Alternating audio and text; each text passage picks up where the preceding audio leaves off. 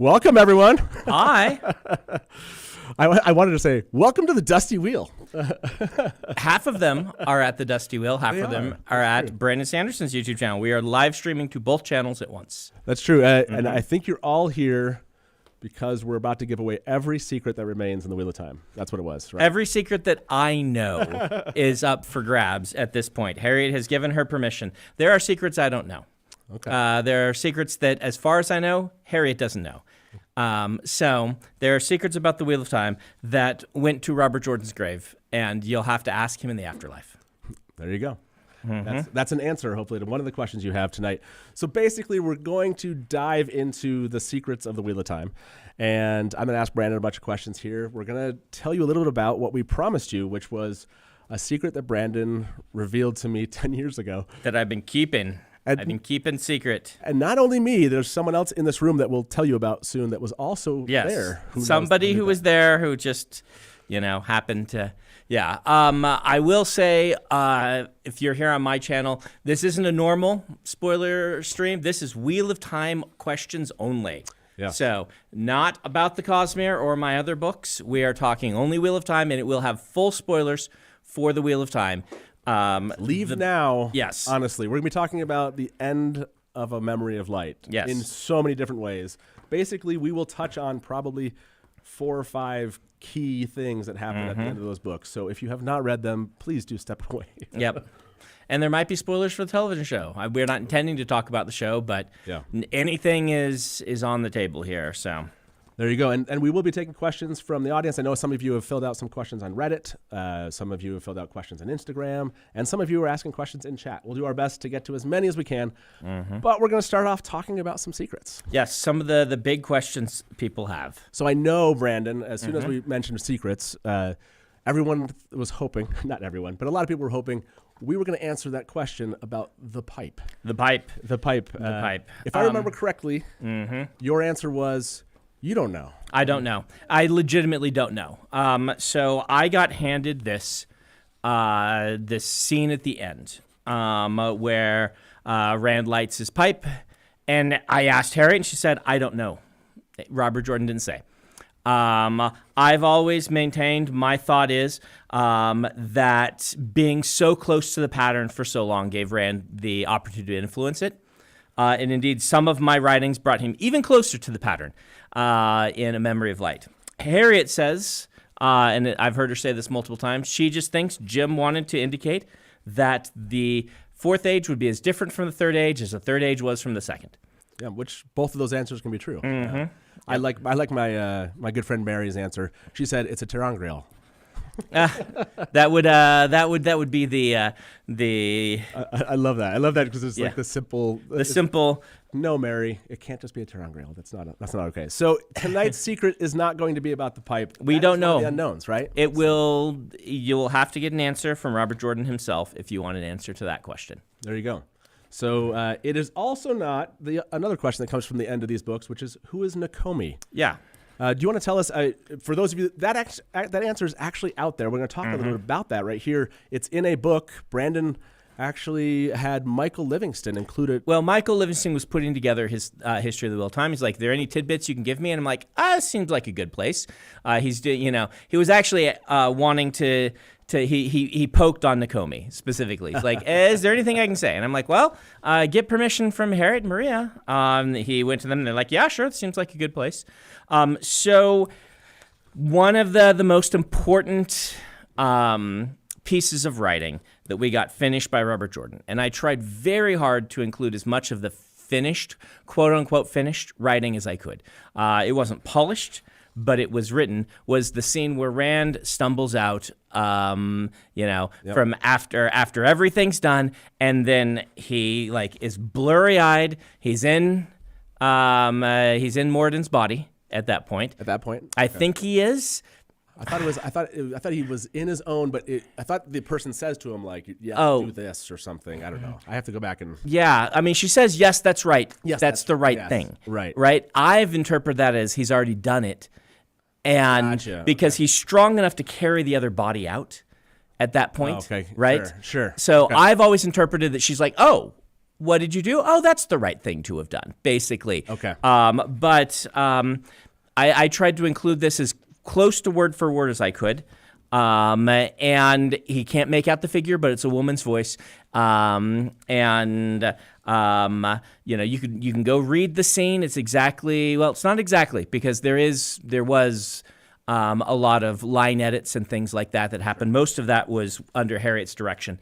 But basically I'm like, all right, so we have this mysterious figure. Is this the same voice that spoke at Tarwin's Gap? That we haven't heard since Eye of the World? Who is this? What is this?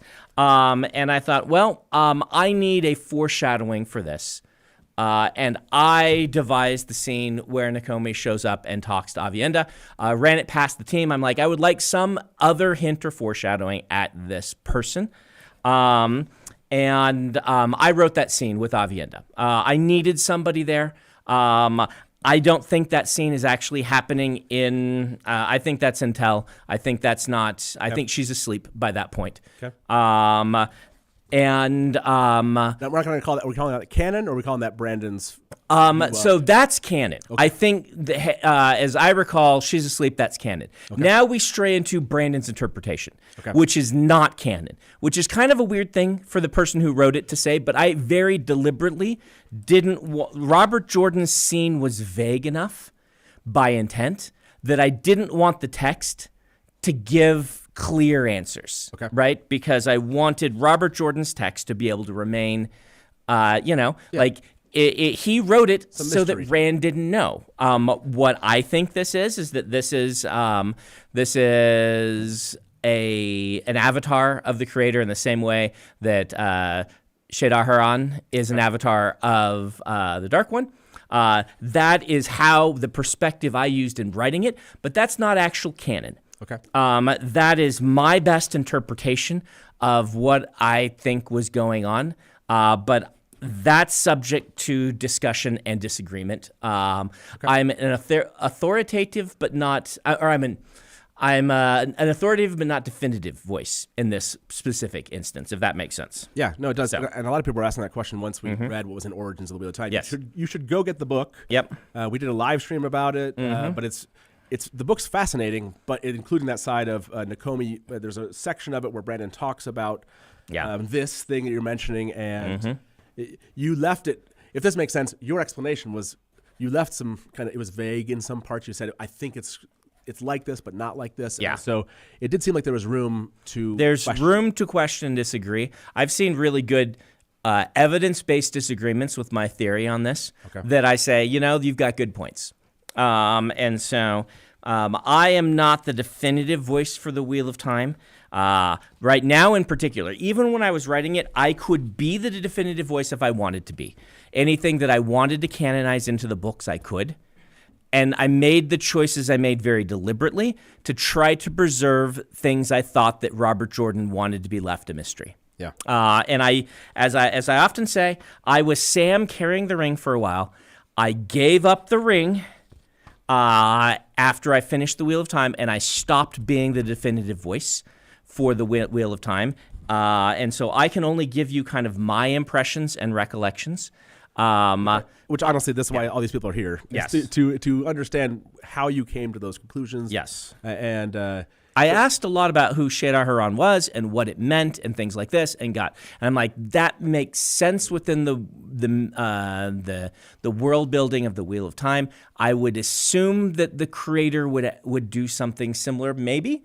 That was my theorizing on it, but gotcha. Yeah, because I think you had written about this where you said that Harriet was. All of Team Jordan said, we have no idea who this person is. They did not know.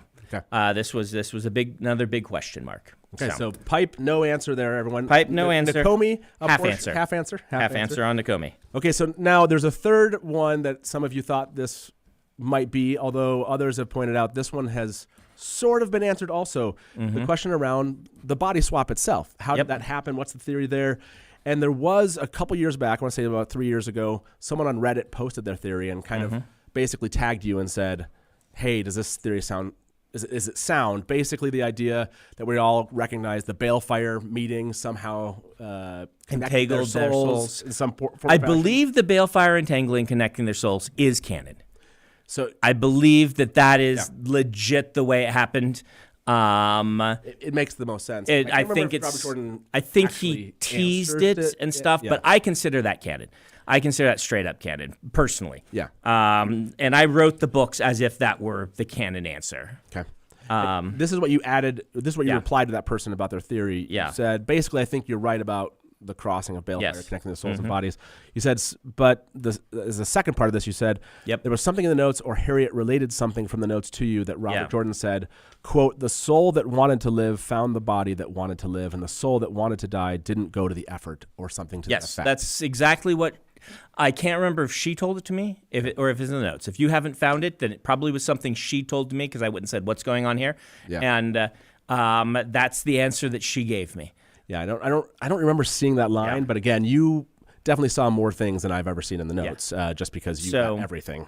So that's the best answer we have. Okay. And that phrase that I used there, like, that comes straight from the source. It might be filtered through a few people, but at one point that came from the source, and so you can hold to that explanation pretty firmly as Were you satisfied? The body swap. Yeah, that makes perfect sense. Did you sense. anticipate that was going to how Rand would live? But I know that, like, what Robert Jordan was looking for was for a chance for Rand to just put down the weight and go live a life. And I can only assume that he knew, once you're Rand al'Thor, you can't do this without being recognized. Yeah. Even your description is super distinctive. And so the idea of putting him in another body seemed like a perfect way for this to happen. Yeah. And for, the idea that the dragon has died, there's the corpse, we can hold a funeral, and things like that is a fitting end. It's such an Aes Sedai answer to the dragon reborn has died. Yeah. That it's like a fitting end philosophically to the series as well. I like the circle it makes, though, with also these two people in the Second Age were best friends. Mm-hmm. And there's something about, I don't know, even after everything, the fact that Rand lives in the body of, I know it's not the exact body because of transmigration, but still, I still like the connection of it. So, okay, so those are the secrets that a lot of people thought or maybe asked or wondered if we'd be answering tonight. That is not, I didn't see anyone mention this. In fact, I'm going to say this right now to my friends who know me really well, is I'm surprised that you haven't. Well, anyways, let's talk about the secret, Brandon.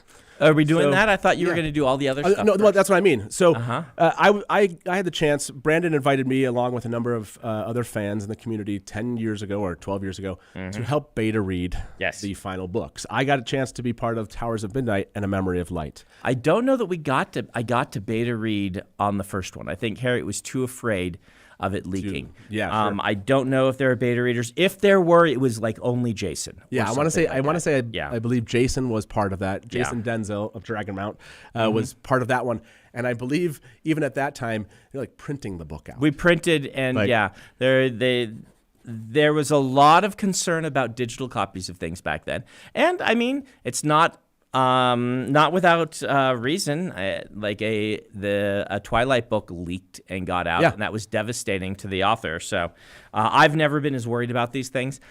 I show off early writing all the time, but she was trying very hard to preserve the legacy and memory of Robert Jordan, and so she didn't want to have a leak happen. So we had to jump through even a number of hoops with the digital copies. I signed an NDA. For the Memory of Light. And got an individual password. Actually, and an individual copy of the book. So if I had leaked that, everyone would have known it was mine. You in particular. Yes, in particular. If you'd leaked yours, because there was a scene we've talked about before that was inserted just to as a joke for you. If you don't know, have never heard about this, but if you want to see a legit the only official fan fiction that was ever allowed to be written about the Wheel of Time. It is a deleted scene from Towers of Midnight that ended up in my copy of the beta read, And Just to there's a whole troll you. story about it, just Yeah. to troll me. It was amazing. It was amazing. There's a video out there about that. I'm sure if you are over on the Dusty Wheel channel, they know where the link is. But okay, so the reason I'm bringing up the beta read is in Towers of Midnight. I remember this happened. We only had about 2 weeks, and you can imagine trying to find all, as a fan, you're like, I want to help find anything, any issue that there might be there. And so you're scouring this before it goes out to the public. And I remember at times where I wouldn't make certain comments because I would see something that made sense to me.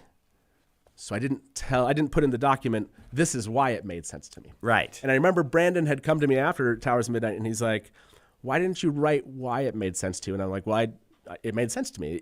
This was possible, so I didn't need to put in. He's like, well, just write everything you're thinking, basically, into this beta document.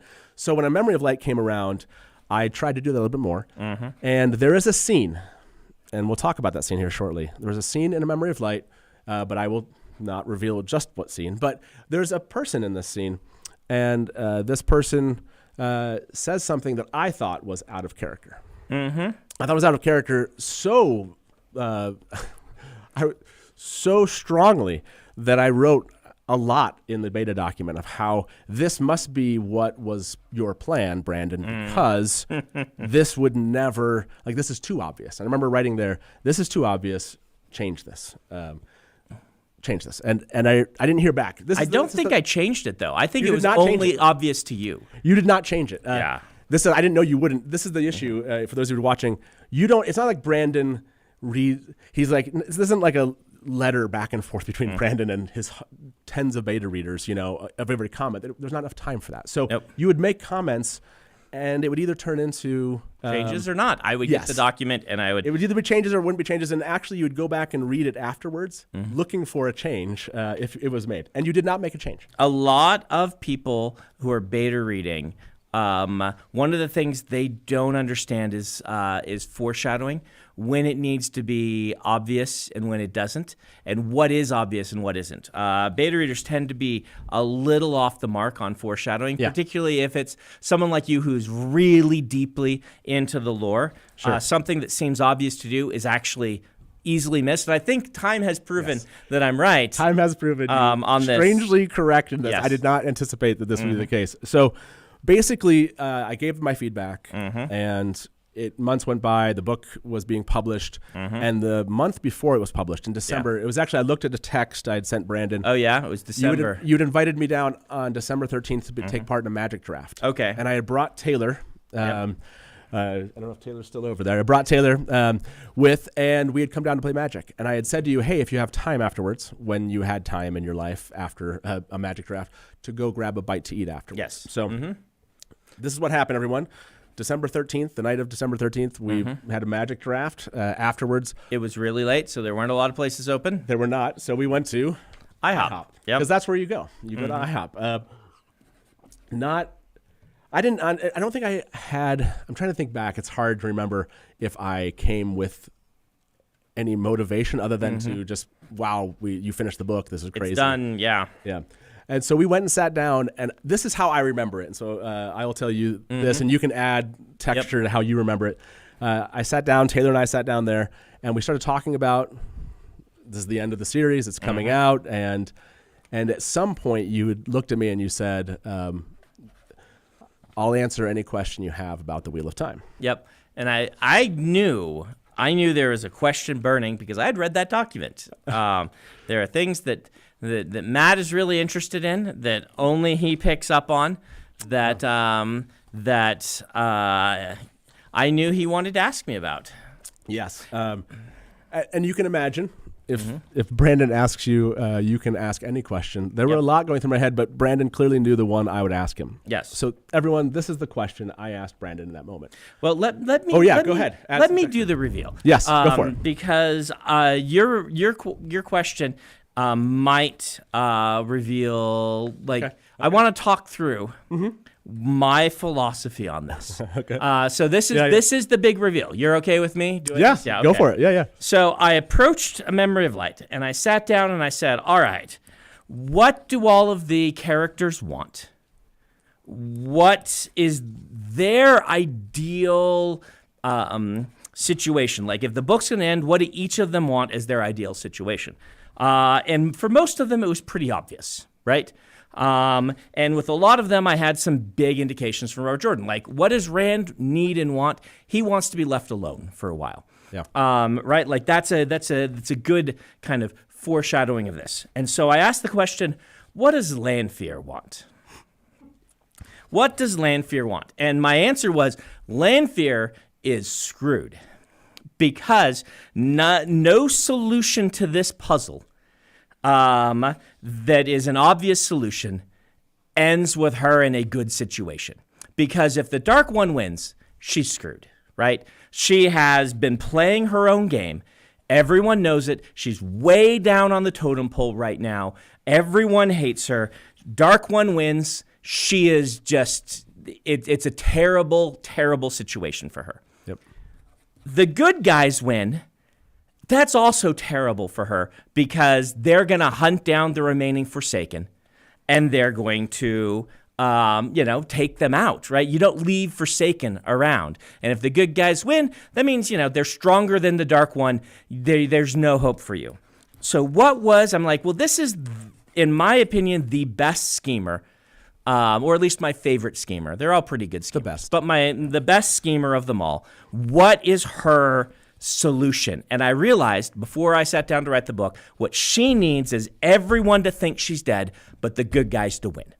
If all the other Forsaken get taken down and she's the only one and no one knows she's alive, the world is her oyster. She is suddenly one of the most powerful, if not the most powerful being alive.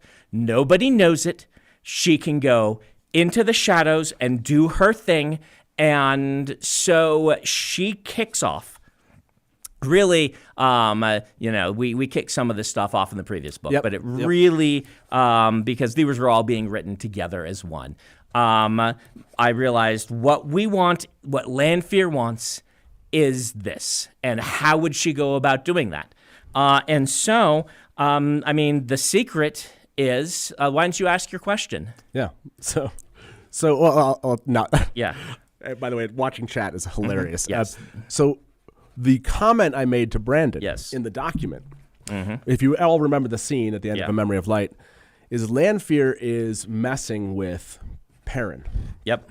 And they're in a place and a state where the following comment by Lanfear makes zero sense, which is she says basically, I'm going to count to 3.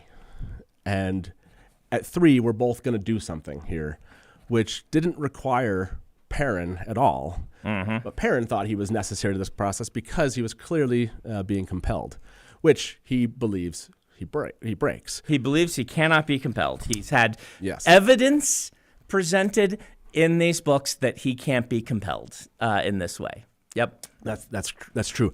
And I remember saying evidence deliberately laid to make him think that. Yes. And so I remember reading it, and I thought to myself, like, why would Lanfear ever be so obvious to Perrin in something like this? And it was one of those things where I was like, this is too obvious. If this is really happening, what I think is happening here, which honestly, if you know me, I wanted to happen, which was that Lanfear would survive, it should be hidden and more subtle. And so I remember thinking, I don't know what Brandon's going to do here, but you said, Matt, ask me a question. And my question was, is Lanfear alive? Is Lanfear alive? And the answer was yes, Lanfear's alive. The answer is yes. Now, you've got to understand, like, I thought that that was more than just that line. That was pretty obvious. I thought her whole scheme of playing with Perrin was an intentional, like, I thought people would pick up on, like, this is almost not a caricature, but she's doing the expected thing.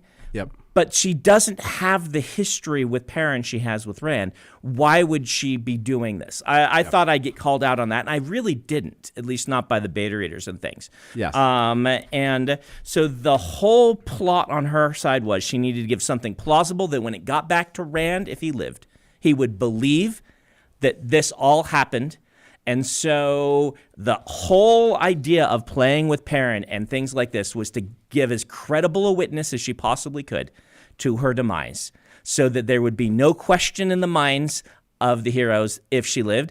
And then she also got the bonus of supporting Perrin to try to make sure that the good guys won. Sure. Right? Which she's doing. She's acting like, but she legit, she's like, we cannot have, the Dark One win. That's the worst outcome for her. Her goal was always to take out the Dark One. Of all the Forsaken, everyone else has always asked, why do you love this Forsaken? Mm-hmm. It's because it's the only Forsaken that ever had the plan to take out. Yes. Yeah, she's hoping he'll not work for him. Yeah. Yeah. But anyway, the whole plot with Perrin was calculated as a way to. So when the good guys asked, the most credible witness, basically that in the books that I could come up with, was Perrin. And a lot of what's happening to him has been twisted. Some of it's happening in the world of dreams in ways that he thinks he's really expert in, and I take effort to show how expert he is. Yep. But he is no expert over Lanfear. Yep. He's just confident enough to believe that he's right when he's seeing things that just aren't happening, and he's being manipulated at every point. And she plays into that yes. confidence that he has. Yes. She plays so hard into it that I love that, because he has come to believe that he has mastered this place and time and that this person, that he could actually take out Forsaken, that they would be in such a position that he could do this, and he believes it 100%. Yeah. Which is well crafted, I think, over those two books. That was my goal with this one. And so our end state is that indeed Lanfear is the most dangerous person alive. Next to Rand, she's probably the most powerful person alive. And nobody knows it, and she is so cool with that. Yes. And so I'll leave to your imaginations. This is canon. I went to Harriet and team, and I pitched this idea to them. They all approved it. They've known about it all of these years. They approved us revealing it here. They did. This is not Brandon. This is straight up the way that I built the books, and is straight up canon. Yeah. Lanfear's alive, everyone. Yeah. Sorry, I can finally. It's funny because Taylor's like, you gotta remember to enjoy this moment, and the reason why. So I have to share some really funny things that have happened around this, because this was my theory before December 13th happened. Yes. Because when Brandon said yes, I split my mind as a fan who has been behind the scenes and in front of the scenes doing the beta read to my theory is Lanfear is alive. Right. Before I understood that Brandon said Lanfear was alive. And so for the last 10 years, I've actually shared with fans my theory on this, because technically you never had to reveal this, and it could always remain a theory. But I'm sure there are some of my friends who now realize that maybe I was trolling them a little bit for a decade. But it was, honestly, I was just so excited that this theory existed, and now that we can actually share this. Yeah, and one of the things I did after we talked about this is I said to you, one of the reasons I'm telling you this is so that in however many years, when I finally get to reveal this secret, when Harriet says it's time, you can start talking about these things, I'll have had somebody there before the book came out who can add witness, and it's Taylor. It is Taylor. Taylor hadn't read any of the books at all. He was, how old were you? It was 10 years ago? 13. He's a 13-year-old kid who's enjoying his pancakes, and he's like, I don't know what you guys are talking about. I was going to say, not necessarily would I make a great witness to this particular mystery in the sense that everyone would believe that I would want it to be true. Yes, everyone would believe it. You're one of the few people I could talk to about this because you picked up on it. Yeah. But I also do have, communications. I actually wrote an email to Harriet that's in my thing, and I said, just so you know, I'm writing this out so that we have email confirmation because, once in a while fans will be like, oh, you're retconning that. Yep. This one was submerged enough in the text that I knew that if I didn't do some of these things, it might seem like J.K. Rowling likes to come back and be like, oh, I meant this all along. And you're like, Sure. Yeah. Okay. We totally believe you. I wanted to make sure. Taylor just posted in the chat, I am the key. Yes. So yeah. So this is the last secret that I've been hiding. The last big secret. This is appropriate, everyone. Yes. It's very appropriate that land fear is the last last secret. The last big secret. By the way, Taylor has really funny memories from this because Brandon, obviously, he said yes at an IHOP. This IHOP was not empty. There were people sitting around us. And as soon as he said yes, I remember feeling some level of paranoia. Like, oh my gosh, everyone's going to know about this thing. And I looked over to Taylor and I was like, land fear who? And he's like, I don't know who you're talking about, Dad. You turn over, you go, do you remember anything we just said? And I was like, what? And you're like, good. Yeah, exactly. I remember. And Taylor, this entire time, he's been so excited over his last decade. He's like, someday this is going to come out. And we would go to JordanCon. And so I have to share this. I sing a parody, a Wheel of Time parody at JordanCon every year. And it's called Freak, based on Creep. Right. And it's about it's about the theory behind Asmodean's demise. Right. And how I was wrong about Asmodean and who killed Asmodean. And I changed the last stanza of that song a couple of times. And one I changed about 5 years ago. It goes, now it's all over, but one theory remains. She was too special and never so casual because she was a freak. She was forsaken. What the hell was she doing there? Land fear fooling everyone. May she live forever. And Taylor said, I can't believe you just sang this song. And I said, it's just fun. I'm having a little bit of fun throwing this out there. Well, I didn't know Brandon came to JordanCon like 2 or 3 years ago. And I'm still talking I outed about you? This. Yes, Brandon's like, I think Taylor, didn't you say Brandon mentioned my name? Yeah. Like, Matt is one of the people that knows. And Taylor came running to me at JordanCon. He's like, do you know that Brandon just told everyone that you know the answer to this final secret? And he's like, maybe you should stop singing this song now to everyone and stop telling everyone about your theory. So just a funny little pieces of this story of things that were happening. But yes, Melinda just said, this explains so much about Matt. It does. If you don't know that I've loved the character Landfear for this long, it's been a 30-year love affair for the character of Landfear for me. So yeah, she's been always one of my favorites. For you, not so much from the Forsaken side. I mean, I liked Landfear. When I came to the books, though, Landfear was kind of at an all-time low, shall we say? Sure. Yes. Not just in what she'd achieved, but in how much she felt like herself. Yeah. And one of my goals was, I still love the dynamic between Rand, Lanfear, and Moradin, Elin, however you want to say, Ishamael, however you want to go, like the classic sort of one that they actually leaned into in the television show, which is one of the things I like about the television show is they're leaning into, particularly with Ishamael, right? Yep. Is leaning into this idea that they knew each other, they were friends, and the personalities that they express. Like Ishamael, it's not the first book, but as the books progress. I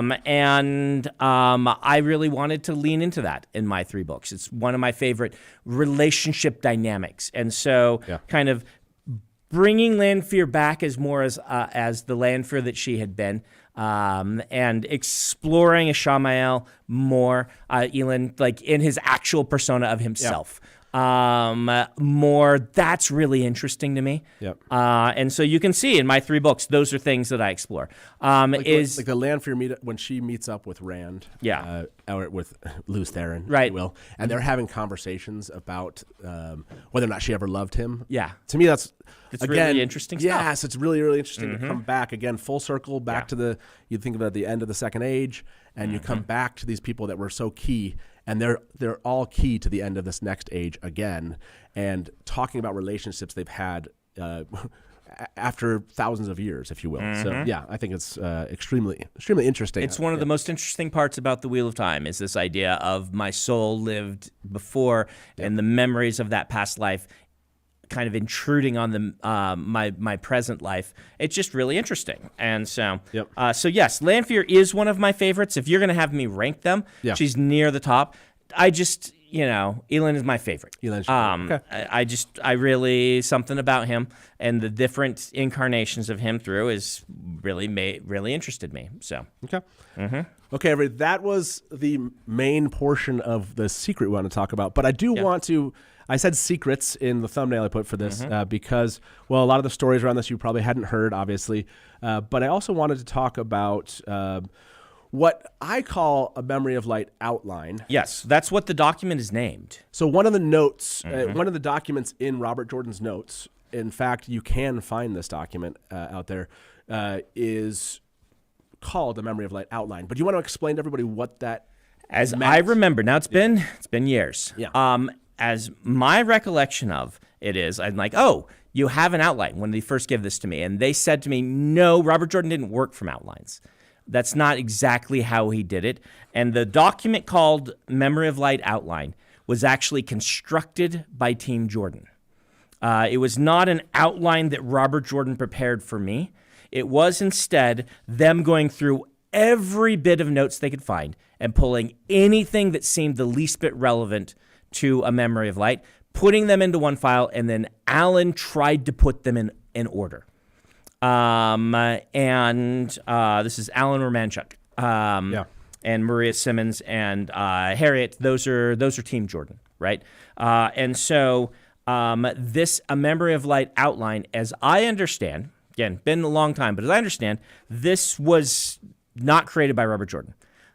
This was created by his team after he died, for me specifically. It makes sense because one of the things that it talks about is, and for those who are wondering what this is like, is it kind of has categories, and it's like these people, this thing that's happening, and then it would include kind of a summary of something, or and one of those mostly written by Alan. The summaries are written by Alan, and in places it includes things that they got as transcriptions. So they were working on this before Robert Jordan died, because part of it, like, they'll go ask him a question and he'll tell them and they'll transcribe it, and then they just put the transcription into the outline. And so a bunch of Q&A. I assume I'm thinking of the same one you're reading, that there's Q&A stuff in there. I'm not sure. I think you got a much more elaborate. I got a much more elaborate. This okay. This one feels like more summary items about big things. Then some of those might be written by Robert Jordan. So this is like I'll give you an example of one.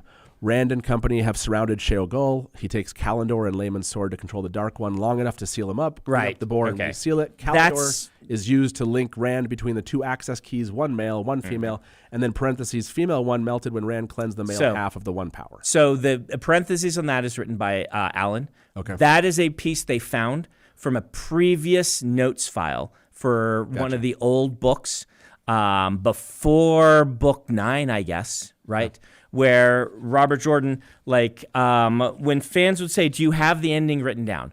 I think he's talking about this. Gotcha. That he went and wrote it into his notes, so he has the ending as he imagines it at that point. This is probably written like at the book 6 period or something like that, right?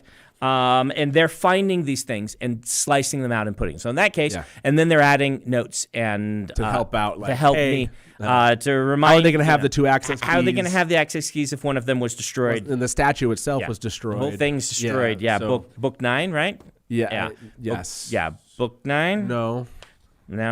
I thought it was. Well, I don't want to. Yeah. I'm sure somebody in chat will be like, no, it's book 10. So there's be stuff like that. So I wanted everyone to understand that the things we're talking about isn't necessarily like the last thing that was written. This is exactly how it has to happen. A lot of these things were compiled of things that Robert Jordan had imagined would happen, but details had already changed that he had written. And there's sometimes where there's 2 options or 3 options. He's like, I might do this, and things like that. What you've got to understand is part of my job was sifting through all of this and figuring out how to make the story out of it that both cued as closely to his vision as was reasonable, but also made a good story and fulfilled on all the arcs that were happening. I remember Harriet sitting me down and saying, Robert Jordan, when he wrote this, he always took chances and changed big things he was planning in every book he wrote because it was for the good of the story. She said, you need to take big chances. You need to be willing to change things, and you need to be willing to make the most fulfilling story possible. Those were things that she told me when I started working on this project. Because at first I was trying to hew too close. Like I tried to insert one of the scenes that he'd written as is. When I say written, it was like really just almost bullet points. And she's like, no, that's not how this goes. This is not how, I'm not expecting you to try to preserve every word of Robert Jordan. I expect you to preserve the soul of the Wheel of Time the best you can. And I remember you talking a lot about this because the Avienda scene from Towers of Midnight, right, where she goes back through and sees basically what seems like the future. Yes. And that this was something, if I remember correctly, I pitched this, you pitched that, and they were uncertain about that one. I pitched a bunch of things. Some of them, like for instance, the whole thing with Bao. Just in the end, execution didn't work. Nothing like all the things that there's some that we just killed in the idea stage, right? But some of them they were uncertain about. I tried out and they worked. Avienda worked. Like after I wrote that, like Team Jordan's like, this is a showpiece scene in the book. Nice work. Some of them they're like, no, this probably needs to go. And you've seen all of those at this point, the things that been cut. Oh, I wanted to ask you about one of those. Have we seen the bridal wreath scene? I don't. Oh, have we? I don't know if we've seen the bridal wreath. That's that one. I remember. I went through an old interview. You had done an interview with Dragonmount, I think, and you talked about how I love the bridal wreath scene. It's real short. Do you think we'll ever see that out there someday? Yeah, sure. I'm sure we will. Okay, so but the bridal wreath scene was actually cut for tone reasons, not for it happened in my mind off screen.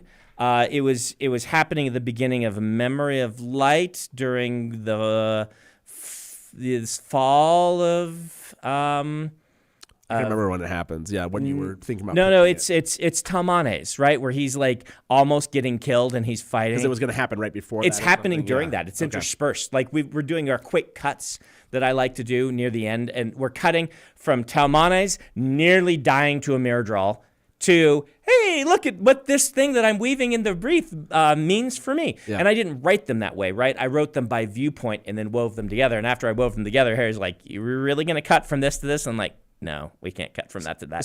Sorry, people are begging. Can you explain the bridal wreath scene very quickly as to what that was? I mean, you need a bridal wreath that you weave when your Aiel. You weave a wreath. This is for like Rand, Avienda, the Min, Elaine, and Avienda are like, we got to get him a bridal wreath. That's like tradition, and so they all go and they get different plants that represent them to weave together into a wreath made by the three of them.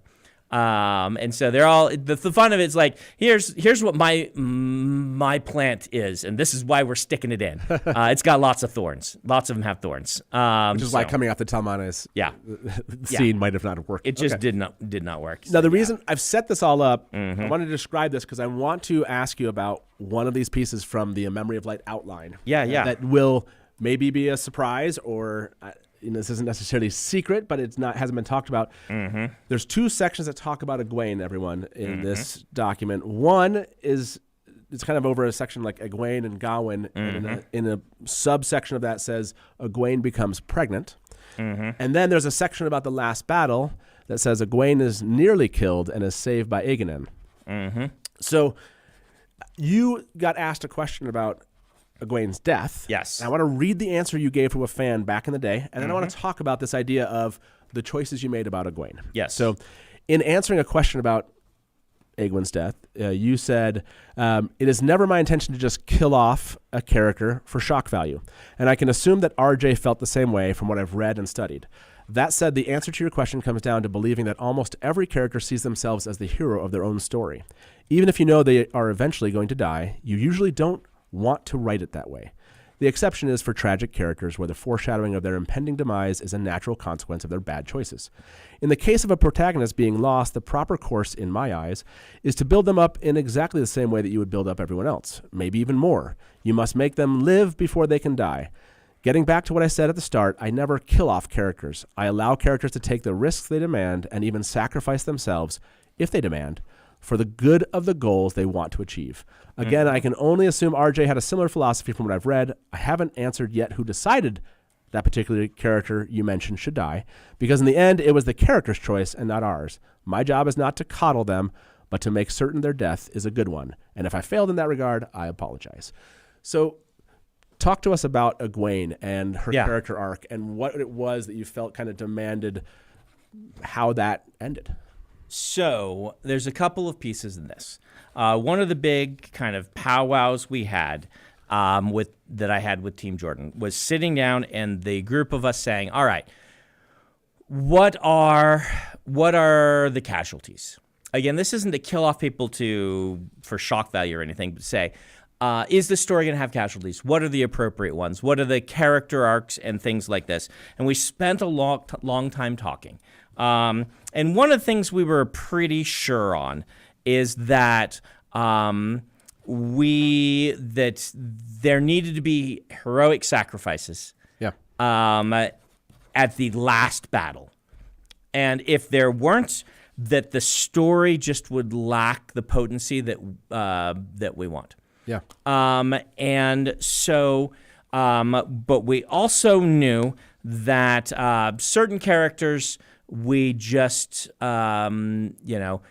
we had to leave at the ending Robert Jordan had decided. He had actually written scenes for them, right? And things like that. And we talked about a lot of characters, not just what I would call the main four, the main five.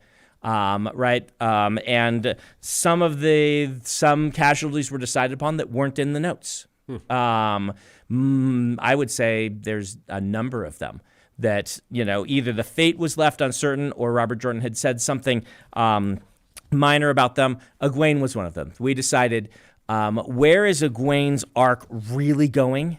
And we looked at, Amerlin's in the past, and we looked at, the battle Aja, and we looked at who's going to be like the big, fiery fighting force, because Rand's not there.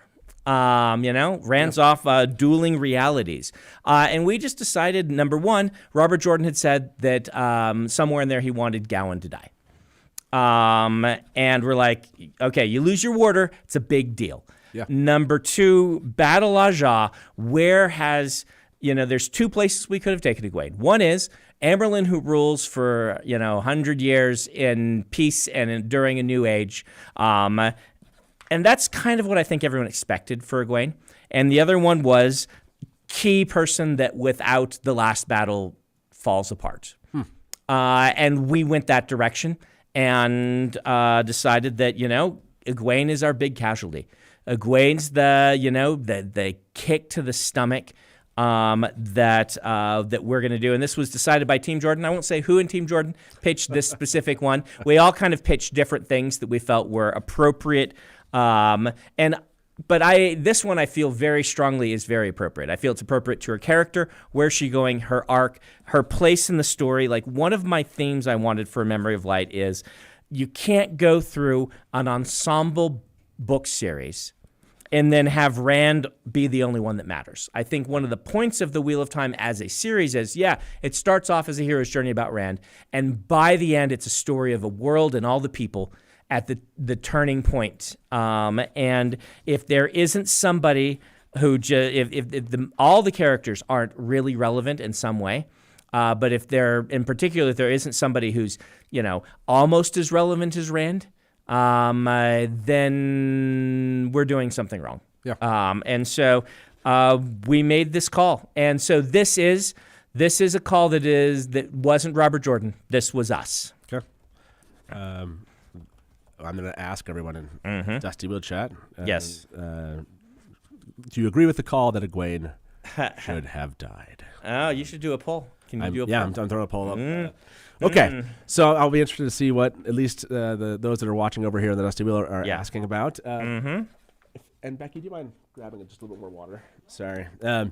Okay, so everyone, those are some of the things I wanted to cover. I don't want to make this completely about only the things that we wanted to talk about. A lot of you submitted questions. Yeah. We're going to start to get to some of those for the next next bit here. So maybe I'll ask this one.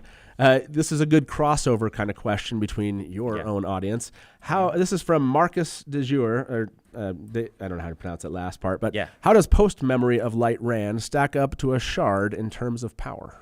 I imagine that in Rand's realm, he is as powerful or maybe more. That's my interpretation. Okay. Like if he is as I imagine, the direct manifestation of the pattern and what he wills happens, this is more powerful than the shard because there's no balancing factor to him. I don't know if he is that powerful, but in my imagination, that's what Rand is. What he basically can imagine something and it occurs. Okay. Which should be terrifyingly powerful, but fortunately, he just wants to see the world, and not so terrifying at the moment. You know, as each of his women finish with the jobs that they have for themselves and join him, it'll be the four of them seeing the world. There you go. There are duties that the others, that that goes back. Elaine takes the longest in my mind before she joins up. So Rand, is it in your mind that Rand has a chance to raise children? Yeah. Okay. Sees and raises children. Okay. Yeah, yeah. Like I imagine that, and this is not canon. Yeah, there you go. I imagine that what happens is the 3 books with Matt and Perrin happen, and that involves Lanfear in some way. Oh, okay. And Shanshan, and mostly it's all about all the problems in the Shanshan Empire, and things like that. And conflicts between the 2 continents. It's an interesting idea that I hadn't actually gone there with Lanfear, that she might go back and maybe decide to situate herself with the Shanshan. Yeah, oh. I imagine she's involved, and I imagine that Rand makes a cameo, but it is Rand in a shack somewhere that you don't expect and hanging out with his kids. Okay, and that's all you get from Rand is maybe some wise words. Maybe it's just intel, right? Maybe it's just, World of Dreams. You get to have a chat with Rand. Rand takes on kind of a almost mythological sort of, you'll get some advice from Rand at some point, but that's what I imagine would happen in those 3 books if they ever had gotten written. Cool. Mm-hmm. Okay, now you've mentioned this one. This was from Flash Rogan. Mm-hmm. You've mentioned the Padden Fane aspect of, if you could go, you wish maybe you would have put a little bit more. I wish I'd one. found some. Yeah, Padden Fane was a tough nut to crack. Mm-hmm. Have you thought since then? Oh, this is maybe where I should have taken it or could have taken it. Has anything come up like that? I feel like the way I took it worked. Yeah. That confrontation between him and Matt is the way to go, as the kind of physical manifestation of the darkness that Matt gave up. I think that's a good thematic sort of thing. Yeah. But there maybe needs to be more interaction between Padden Fane and Matt, and a little bit more Padden Fane and a little less Shadar Logoth in that interaction, so that there's the personal side to Padden Fane. Yeah. A little bit more build up to that conflict and a built out conflict more than it was. Okay. Yeah. So it's more a matter of fleshing out what's there. I still think that what's there, and this is good because I feel like I can say, look, add it in your head, flesh it out. The ending, I think, is the right ending, but needs a little bit more. We need that's the thing. This book became 3. It could have been 4. It could have been 5, right? Right. Where this is the problem Robert Jordan ran into when telling this story is, and so. Well, I don't know if you know my theory about that is that he actually, that the evil that has infected him has actually infected the ground. The way that you wrote it was suggestive that while the blight might be gone, that this evil has now infected a new place, and it remains in some form or fashion to be stirred up again in the future. So Okay. that's my take on it. By the way, do you agree with the call that Egwene should have died?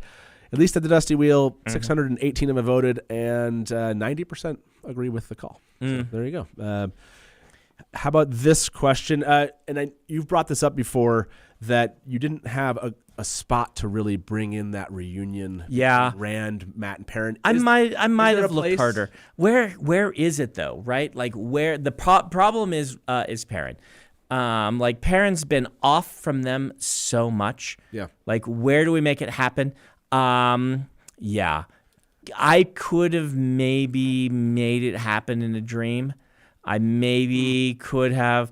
I maybe could have squeezed it in somewhere. I don't know. If you didn't have to hold to what was going on at the time, Yeah. did you have a place? If just take away the facts of the plot itself. Oh, yeah. I where mean, would you have put them the together? same scene where Matt catches a badger, right? Like that's the bright scene. To have Perrin, be there with them. Yeah. It's either that or honestly. And this is, there's no structure. I think the ending is better as it is. Yeah. But there is a hypothetical ending where the three of them meet up again in the epilogue. Right? Because it's been so long since they broke apart, and then, I don't know. It kind of takes away the Rand. It takes away the Rand thing, unknown, and yeah. Robert Jordan had written those scenes. Yeah. And so interjecting something, but you could maybe have had some sort of, and maybe he would have found a way to do this. The ending of the third Nolan Batman film?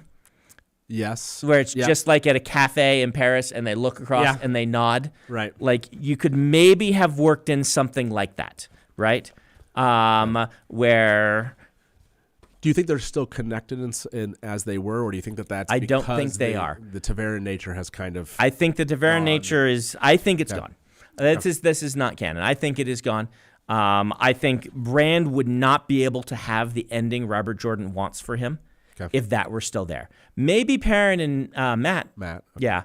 But I think it would be cool if, the sequel series would happen, if it's told from their viewpoints, but there's somebody else that's Taveran that they need to deal with now, because it's not them anymore. Someone else is pulling them into, maybe Tuon's Taveran, and you just got to deal with the fact that that's happening. Like, it would be more interesting for Matt and Perrin to have to deal with a Taveran at this point. Right. So, yeah. Do you like the idea that what Avienda sees is the deep, deep past into previous turnings or mirror world kind of turnings? Yeah. Or do you like the idea that it's the... For me, it's a potential future. Yeah. But it's the Wheel of Time.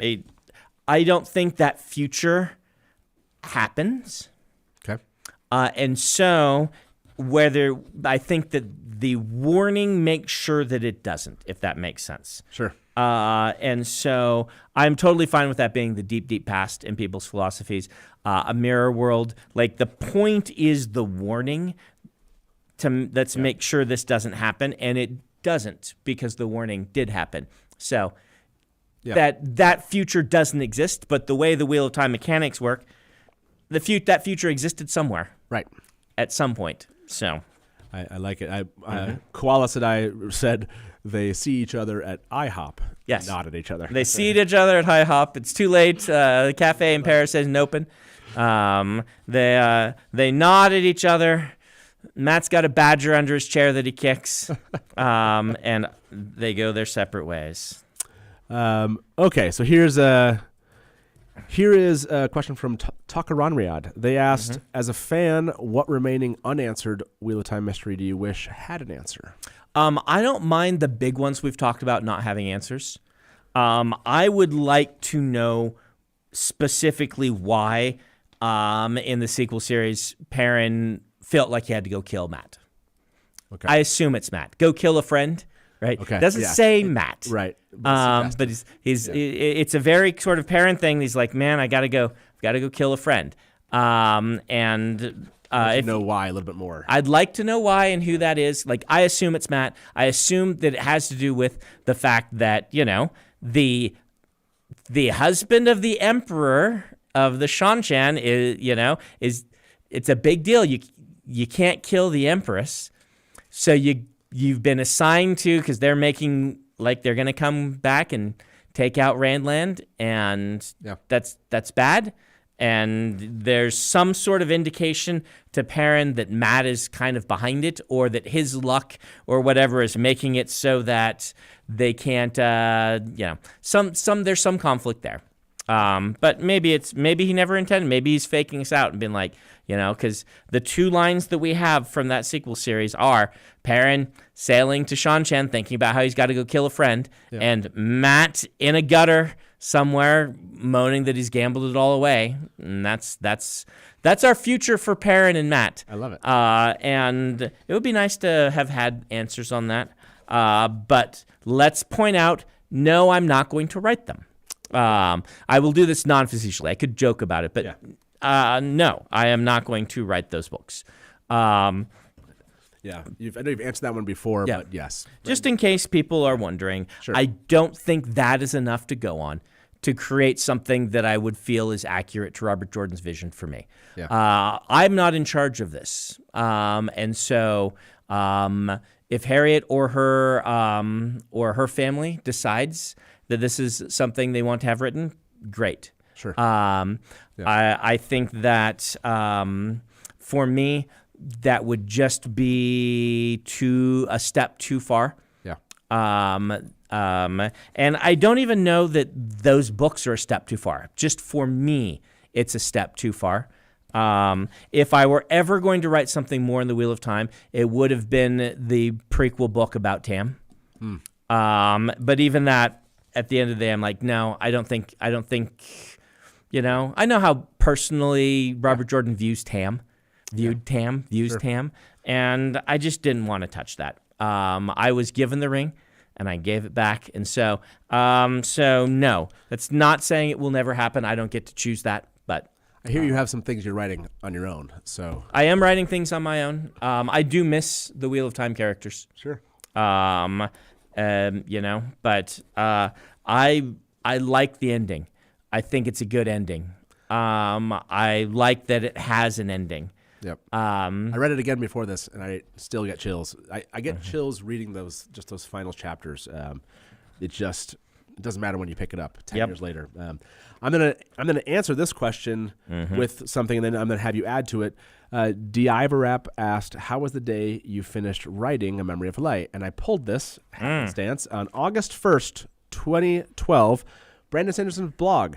He wrote, "Today I got up and I did not have a Wheel of Time book to work on." And it said, "Robert Jordan was a great man and was the single greatest influence on my development as a writer. What I have done these last 5 years has been an attempt, a sometimes flawed but always earnest attempt to show my appreciation.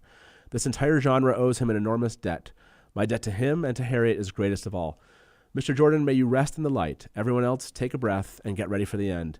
May you find his final words as satisfying to read as I did when I first picked them up 5 years ago.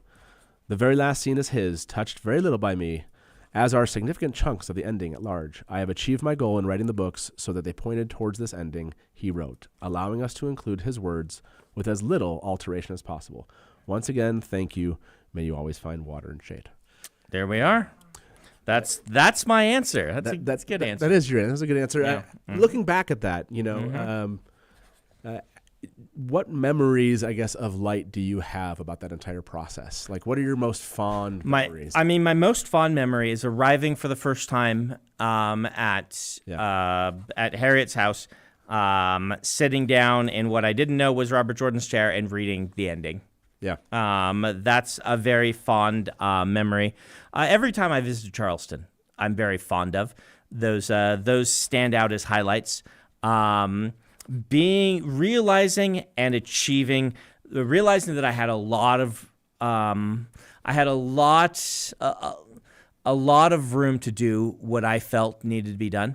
Yeah. And realizing that Harriet wanted me to do it. Like, that's the most remarkable thing about this, is that the advantage that we all got by having Harriet in charge of this is that she is one of the best editors in the business and knows books inside and out. And it very easily could have turned into several disasters if it hadn't been Harriet in charge. One of which being playing it so safe that the ending is bland, right? One of it is hiring a ghostwriter who doesn't know the lore really well, who is able to execute on the outline given, but gives you something that just feels like an outline in book form. Yeah. Right? A disaster of too many cooks trying to get in that kitchen. You see this in Hollywood with different adaptations they do all the time. Yep. I feel like I saw that in The Rings of Power, right? Everybody's vision for what they want this to be comes in, and that could have happened with this, and it didn't. Harriet said, "You're a writer, Brandon, do your best, and then I'm an editor, I will do my best, and together we will make a book or three that really work." And that was remarkable, right? When you tell us the story about that she says take risks, that is, that piece of it, because again, I know there were fans at the time that were like, oh, I can tell Brandon came up with this, and then sometimes you'd be like, actually, that was Robert Jordan. I did come up with this other thing, but that one thing was Robert Jordan that came up with that. But I my favorite one is they're like, oh, I can tell Brandon's naming the chapters now. Do you remember that? Yes. I'm like, Harriet named all the chapters in all the previous ones, and she named all the chapters in mine. But Brandon was doing it, yeah. Yes. Well, maybe not all the chapters. She named the vast majority of the chapters. Yeah. I think there were some names came up, but this is, they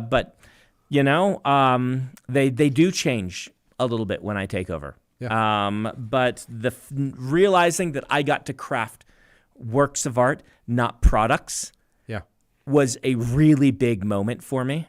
Yeah. And I will always cherish that experience because I have so far never in my life had to create a product. That probably, that's a big part of why when Wizards of the Coast came in and said, do you want to write a story? And I said, yes, but it has to be my story. I get to decide, and I have to do it for free because I don't want to be creating a product. I want to be creating story. I love that. I loved being able to do things like Veins of Gold, right? Yeah. Do some of this stuff, particularly with Rand and Perrin, that I had been wanting to see in the books, and that I get to take over and be like, wow, I get to do this. Stuff with Androl, where I'm like, ooh, I get to play with gateways? All right, here's my character to just play with gateways however I want to. Yep. These are all really cherished experiences. The way the fandom treated me. My first time at Dragon Con in a giant hall full of people where Jen's like, all right, here's our guy. He's going to write our book for us. And being kind of presented to the community for the first time. Yeah. All of those experiences were wonderful. Yeah, there was a certain transparency to the process too, and maybe that came from. I wonder if that was also reflective of the fact that you were creating something. It wasn't just a product. Yeah. And so the piece of art that you were creating, you cared about it differently, and the way you interfaced with the fandom, I think, was unique. I think we were all surprised how much you. There's Twitter threads where you're like talking back and forth with fans about rationale of why you see something one way. As you were preparing for the books. Right. And I think that was unexpected. And I think that in the end, there was a sincerity that fans believed that you had, and so went along with this idea that you were creating something other than a product. So I think those things matched, I think, for fans in a way that, I generally, I was there with all the fans. There was obviously fans that didn't like what you produced. That is totally fine still. There's still going to be people who pick it up and like, wow, this does not work for me as my ending. But generally speaking, when I see fans talk about it, they love the books now, and no one really. You just don't see a lot of people like, other than they'll bring up Matt or something. Yes. But generally speaking, they're like, oh, I love these books. So yeah, I think you succeeded that way. So congratulations in doing that. I did want to point out to those that are watching, I'll be speaking with Harriet and Maria on Sunday, actually about the memory of light. So if you want to come tune in, you can tune in to us on Sunday, and them, along with other fans, will be talking more about our memories of light, basically, as fans. So I'm going to ask you just some, maybe this one's a little bit silly. This is from, these names are so hard, everybody. This is from Ikamalo, well, whatever. What's the funniest bit from RJ's notes? Any book, assuming you had to access all notes that didn't make the books? Boy. Are there funny things from his notes? Yeah, but oh man. Like they're the ones I bring up all the time. I'm sure there are other ones. It's been 12 years, longer. It's been since 2007. So It's been a while. It's been a while. But you know, like I always go back to talking to them being like, do I really have to spank one of the Forsaken? And they're like, well, it's in here. I'm like, okay. Yeah. And you know, like, do I really have to spank one of the Forsaken? Yes. Do I really have to spank one of the Forsaken? It's a great line. Yeah. You know, I've talked about some of the stuff. Like the Chodian Call is another. I'm like, when I first read that, I'm like, did I miss something? I went back to the books. I'm like, what did I miss? And they're like, oh no, this is from an earlier thing. Yeah. It was before he decided to. I'm like, oh, okay. No, but Alan had his note there, so I didn't panic too much about it. But you know, it's like, well, maybe we missed. Maybe no. It's just, you know. Did I really have to spank a Forsaken? Do I really? That's all you have to really spank one say. of the Forsaken? Yeah. Mm-hmm. Do you? Is there something you wish you could go back and retcon out of the 3 books? I mean, I've said before, Pad and Fane. Yeah.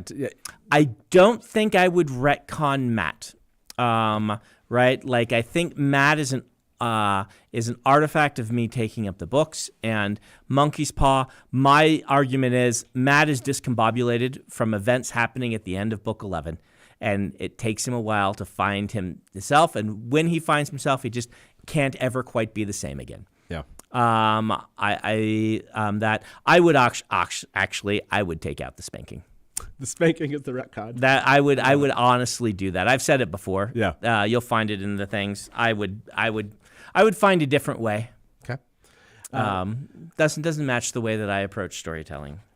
Raging Plankton asked, what would you have done differently looking back on Wheel of Time using your current knowledge and experience? Narrative-wise, preparation, process of writing, is there something that would have been different? Would have been different. I mean, if I'd known it had to be 3 books, like I mostly knew, I was like 90% sure. Yeah. That would have helped me solve some things, particularly timeline issues. And I would have put the full weight of my team on it, right? Like having my team who's very good at understanding how I do continuity and timelines. Like one of the biggest kind of structural problems is timeline issues across all the timelines for this, because it was written as one book and things like that. I would. It's too late for this. I'm not connected enough just with the material. Yeah. But I still kind of wish that there were a single volume, A Memory of Light, that could balance, because Veins of Gold and Perrin's some of Perrin's climax stuff could happen at the same time, like not just chronologically but narratively, and I think that would be really powerful. So Gotcha. Okay. maybe those are things I do different. I don't know. This is monkey's paw sort of stuff where you're like, I think it turned out all right. I don't know that I want to fiddle with it. Yeah. Sort of stuff. It makes sense that you would look at it and say, I know that's one's come up, and that'll probably stick with you forever, which is the timeline issues, right? Oh, I got another one. Yeah. I would start putting Bayo in, but Gathering Storm, because if I can get a few scenes of him in, then I can maybe pull off this whole thing with the East and stuff like that.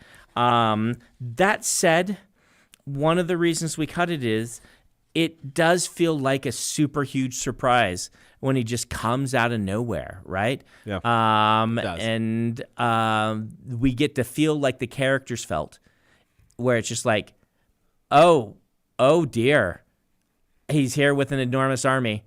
What do we do? Yeah. And there is something to be said for that. So Okay.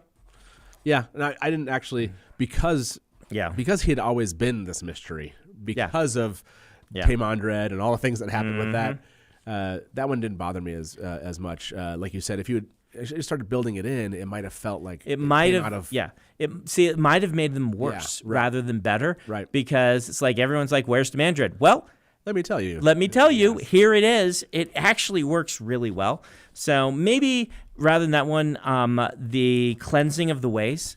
Like if I could get that in as canon, if I were the writer I am now, I think you can read the cleansing of the ways scenes, and they read just much better. I went back and revised those a few years ago before we released them, and I went back and I'm like, wow, I did not have the skill. I did not understand the ways, and I was able to revise them in a way that it really, I feel, read really well and worked really well. And maybe the cleansing of the ways would have made it into the book. Okay, so that's a good one. I'm going to mispronounce these names. Sorry, everybody. Hector Portillo asked, would Adolin, is that right? Adolin? Adolin. Would Adolin have been able to cheer up Darth Rand? It's a bit above Adolin's pay grade. It depends on how good of friends they've become over the years. Okay. If Adolin's had time to become friends with him, then he would have been able to help a little. Okay. That's a great question.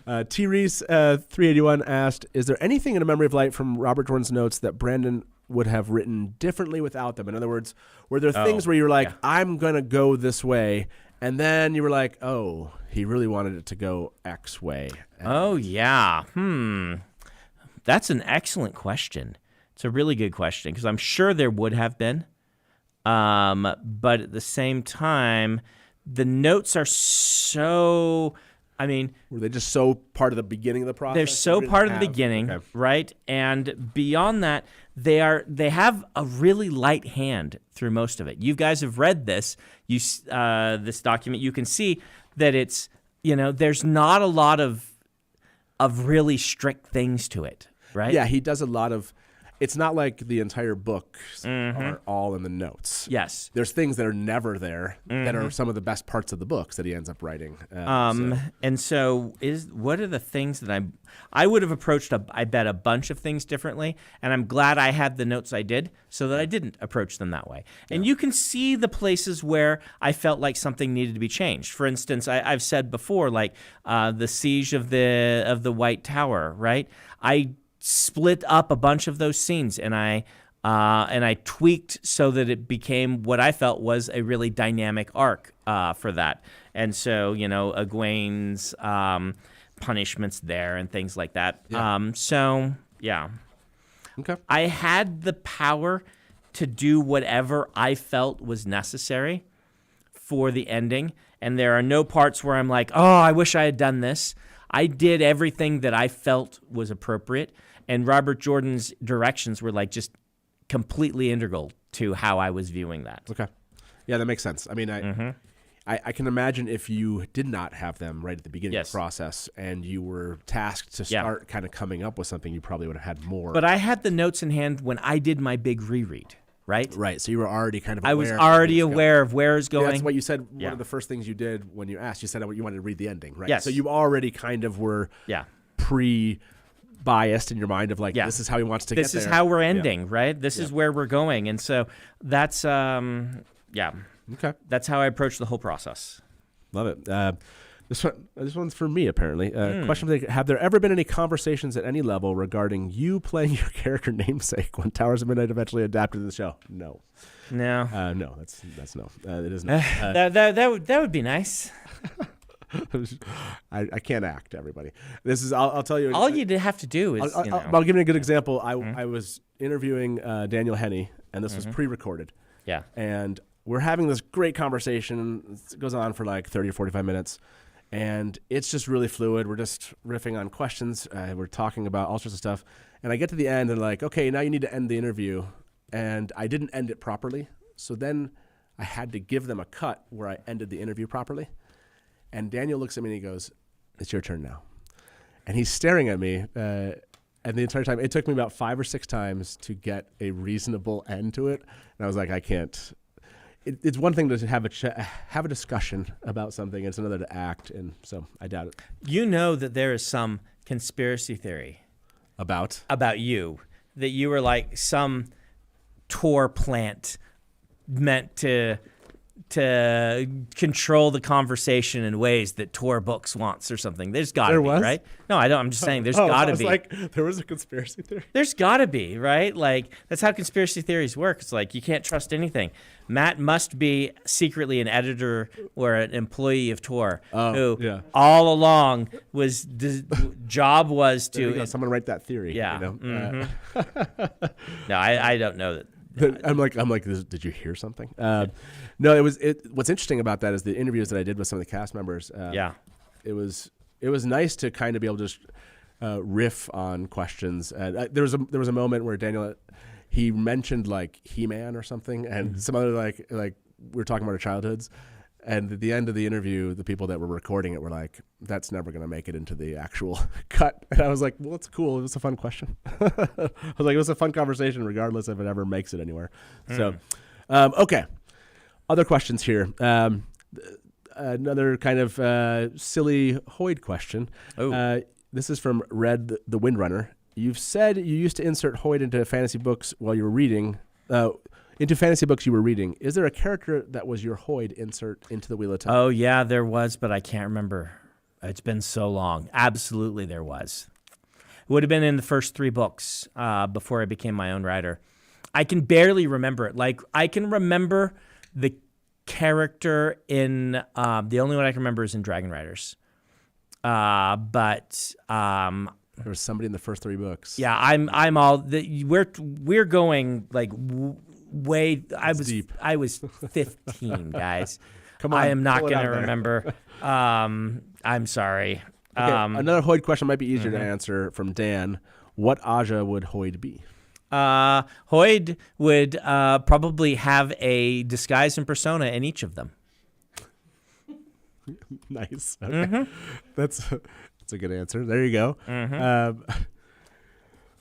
Lard Bucket asked, the Muppets decide to adapt the Wheel of Time. Who's playing which character? Who is the lone human, and why is it Bella? Okay. Bella needs to be played by 2 humans in a horse costume if you're going to do that. So I have to say, the best one of these, this is an aside, the best one of these was the comments to the Intentionally Blank, where we were talking about Muppet adaptations. And someone says, well, now that we know that Henry Cavill's doing Warhammer 40K, it should be Muppets, and he should be the human. There you go. And I'm like, oh, that's just Warhammer 40K. Well, okay, so who's the human?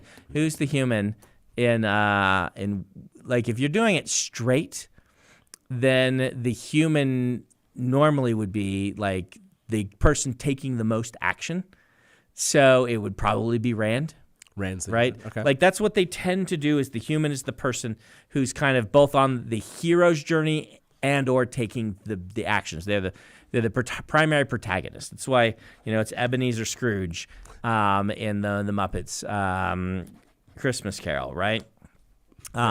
But there's a world where it's a beautiful one, where it's Moiraine is the human. Okay. Right? And,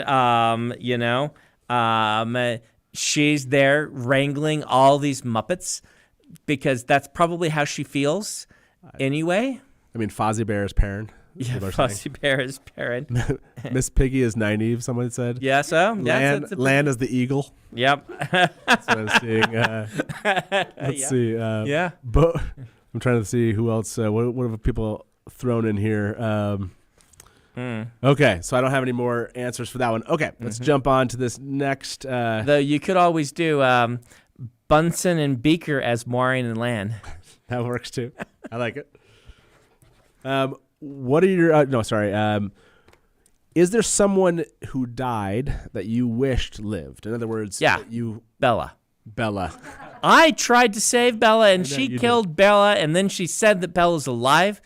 I don't know what to make of it. Outside of Bella, is there somebody else that where you're like, this is what's right for the story, or Robert Jordan said this has to happen, but I would have preferred them as a fan that they did not die? No. Okay. That I had, I was fully online with I mean, let's just say that I mean, we talked about earlier. Team Jordan and I added casualties to the count. We didn't take any away. Okay. Right? Yeah. This is the last battle. And so. Is there someone that you, on the opposite of that, someone who lived that you actually believed should have died? Who should have died and lived? Is there somebody that I had the power over this, right? And but that you felt maybe that it was the right story arc, but you really wished they would have died anyway. I mean, I know what you're hunting for. I know exactly what you want me to say, and I'm not going to say it because the life that she's been given is worse than death. That's true. For her. So I was just hunting for a question there. Why not ask that one anyway? Okay. I love this question. This is from 17th Shard. They said, what was the whole Wheel of Time experience like? I know she's not here, but like for your wife, Emily. She seemed a little overwhelmed by it at times. Yeah. She did get to draw a map that ended up in the Wheel of Time after going through the cartographer, the official. Oh yeah. They're like, we need a drawing from you guys of, it might have been Fields of Marilor. It was somewhere. It was one of the maps. I can't remember which map it is. Where they're like, we need someone working on it to give us a sketch that we will then turn into a finished map.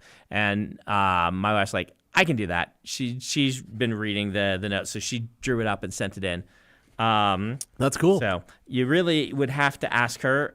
It was probably fun for her because she really liked Harriet and Team Jordan, and we got to fly out and see them a bunch. Yeah.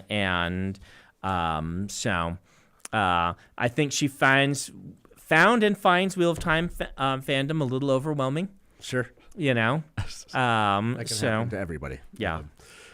Okay, this one came from Adam. Elaine seems set up to make significant land claims. She wants marriage alliance with Ibarra and Bashir.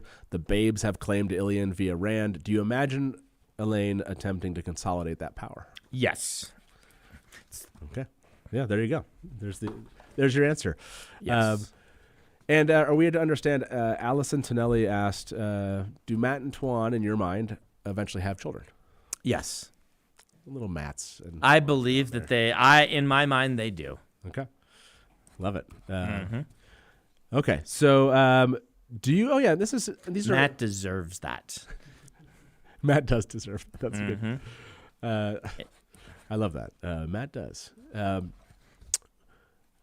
me ask. Yeah, go ahead. You're going to say something else there. Do you have a favorite? Now it's been 10 years. You wrote 3 of these. Do you have a favorite Wheel of Time book at this point? Yeah, still book 4. It's still book 4? Still book 4. I reread a bunch of the Wheel of Time for working on the Ways sequence. And I have to say, there are just some beautiful passages in book 1. Just gorgeous writing. But book 4 is still my favorite. Very fond of book 2. Really, really like book 2. Really like 4, 5, and 6. Obviously, they are the I think the high points of the narrative. Really like book 11. So that's kind of my hierarchy of where the books that I enjoy. Book 3 is totally serviceable. I don't have problems with book 3, but it's not as much a favorite. It kind of falls into the middle section. Really like New Spring. Lan is one of my favorites, and I like seeing him in New Spring. So yeah, I mean, it's interesting because all of the 2, 3, 4, 5, 6. Yeah. When I read them, they kind of become my favorite in that moment because there's such good moments in each of them. I was surprised. I went back and read 5 in the last couple of years, and I was surprised how much I kind of in my head skipped over it a bit. Yeah, it gets lost. So good. Number 1, because it has a really boring cover. Sure. It's gonna serve some dinner, huh? Okay, that's our dynamic cover of our fantastic Wheel of Time journey. Right, 5's the one where they're just wagons and they're serving. Every cover can't be a winner. Yeah. and it's sandwiched between the Ruidian and the kneel or be knelt, right? Right. It's like it's easy to forget, but there's such great moments in that book. I love Jordan's decision to not. I hate it, but I love it to not show us Matt Couladin. I love what a great decision, what a terrible decision, right? As a fan, that's you're reading it and you really the aftermath in that sequence is one of the standout scenes of the whole Wheel of Time. Oh, yeah. What that all does to Matt and things like that, it's fantastic writing. So Matt in that book, and maybe that's what I just. There's just some great Matt scenes that I will always love. Okay, so let me ask this question from these are from Reddit, I believe. I don't know if are you also populating ones from chat too in that doc? Yeah. Okay. There haven't been too many though. Okay.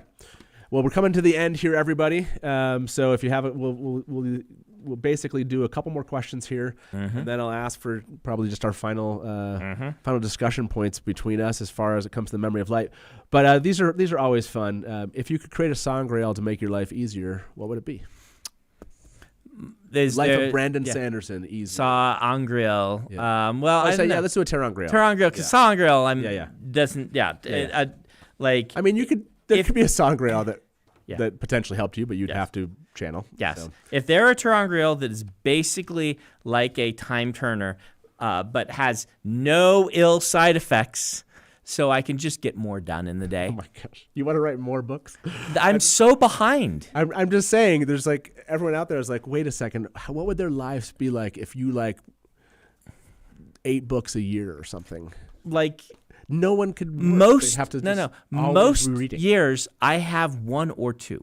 This year we have extras because of the year of Sanderson. Yeah, maybe that's that's what I'm most aware of. Yeah, you're very aware of this, but I am so behind on all the stories I want to tell.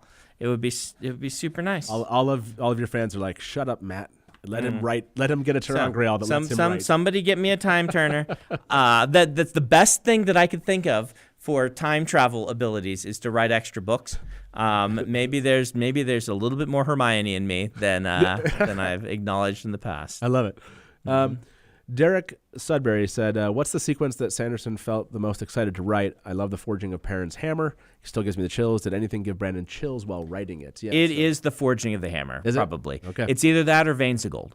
Okay. Are my two that, like, as I built the outline, because these are both scenes that I got to write and I got to devise and put together, and I was super excited for some other scenes, but they were I was excited for fans to read what Robert Jordan had written for some of those scenes. Yeah.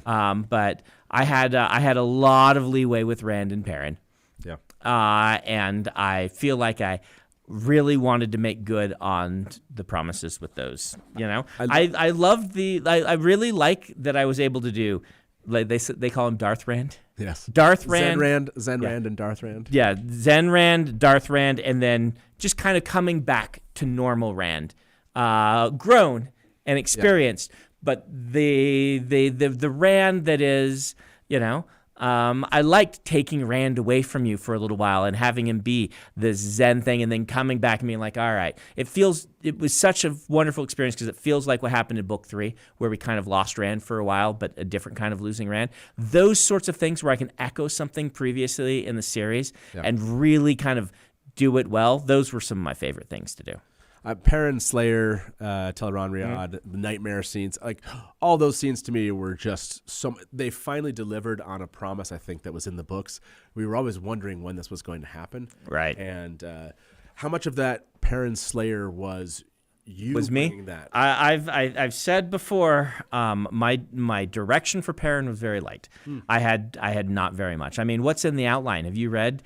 I mean, the summary one that I have. I'm trying to remember. I technically can do a search for Perrin. There's like 2 things. There's like a Matt and Perrin reunite mention. Yeah. There's a mention of Oliver and Perrin's Ashman. Yep. And Rand has Perrin with the Two Rivers Bowmen.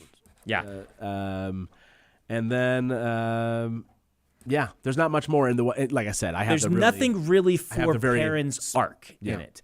It was just, I've often said, Perrin's blank slate. Like there's some places he needs to be, but there's no, this is who Perrin is in these last books, which we knew we needed after even book 11, particularly after book 10. But book 11 is like, who is Perrin? Yep. And Perrin's my favorite character, was my favorite character before I started writing. Yeah. They're all my favorite now.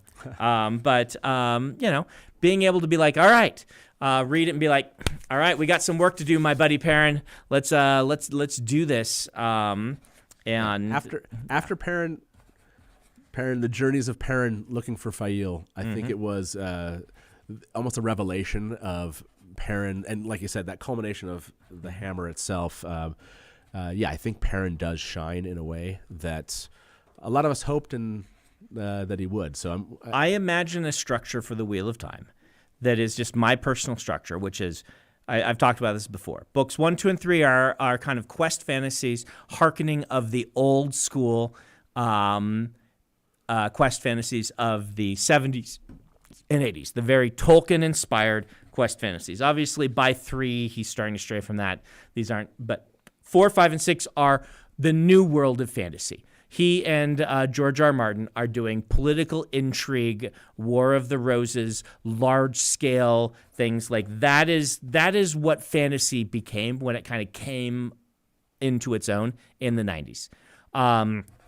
7 through 10 are Robert Jordan realizing, I'm not ready for the end of this yet. There's a whole world to explore. I'm going to go explore the world. Yeah. Right. Let's explore all the things I can do in this world. Though of course there are important moments for Rand, Perrin, Matt, Egwene, in that they take a back seat, I think, to exploring the world. okay, That's how I envision that. sure.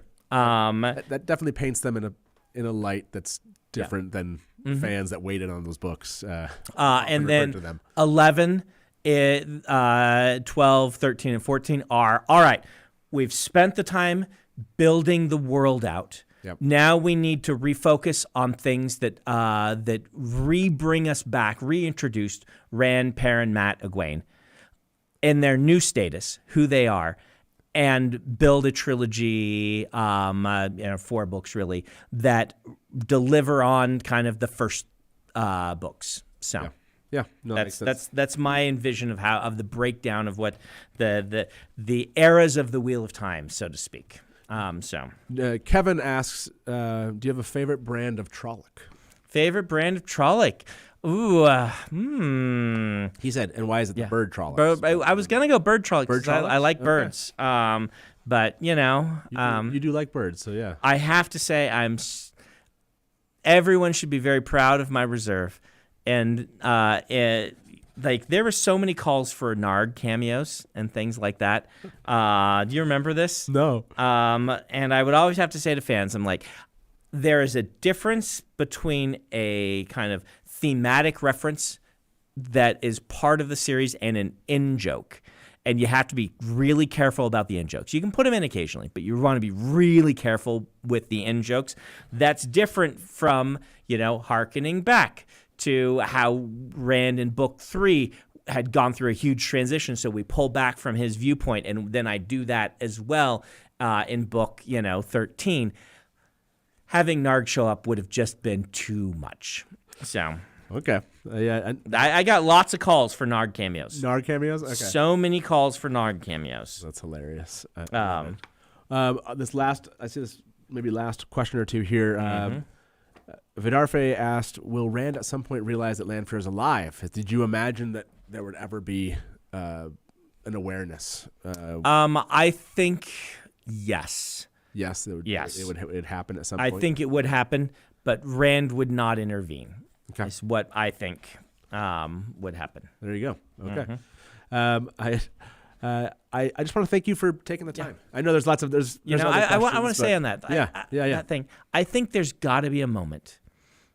Not that it'll be written, but there's got to be a moment where Lanfear realizes, because she hasn't let go of Rand. She pretends she has. The whole thing about the last books is she pretends she's let go, where she sees how happy he is, and it all comes crashing down around her.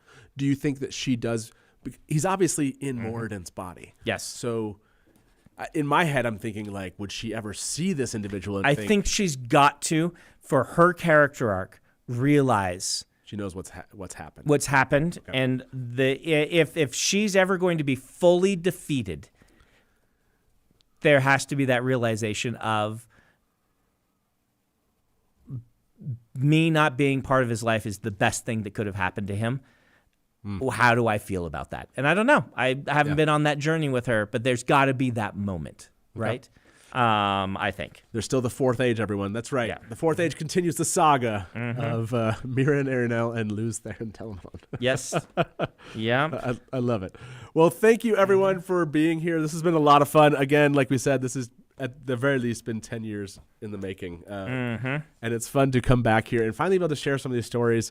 I can stop being asked these questions. I can just reference this this live stream. I should put them on the URL in the back of raffle cards. Yeah. For anyone who asks. I love it. Yeah. And Taylor got to be there, which I think is so funny. He and I have waited. He's like, you're going to do this reveal some point in the future. And so when you brought it up on that live stream back in April that we did for Secret Project, I was like, we should do this. This will be awesome. So thank you for making the time and sharing this final secret and for trusting me to know the answer about Lanford, or trusting Taylor to be your letter for the letter to the future. This has been awesome. Hopefully you all have enjoyed this. I don't know if we'll ever do a 10-year, 20 years. Is there another secret, Brandon? I do that. Kelsier says there's always another secret, but I don't know them. Robert Jordan does. So there you go, everybody. There will likely not be. I don't want to say it feels weird. With the Wheel of Time, it's like there's never an end to secrets. Yes. Or a beginning. There's just... Well, maybe someday we can talk about experiences with the show in There we ways go. that we can't really my talk gosh. about them right now. That is... We need to do that. Yeah. Because I have comments. So, well, okay, that you heard it. We'll come back and do a live stream about the show someday. Someday. When we can talk about it. Yeah. So, with that being said, everyone, I hope you've enjoyed this. And like I said, join us on Sunday. If you want to keep on talking about A Memory of Light with us, Harriet and Maria will be there. It'll be fun. I'll be able to mention some of these comments. So thank you. Thank you for making this time. And thanks all for being here. Yep. Bye-bye.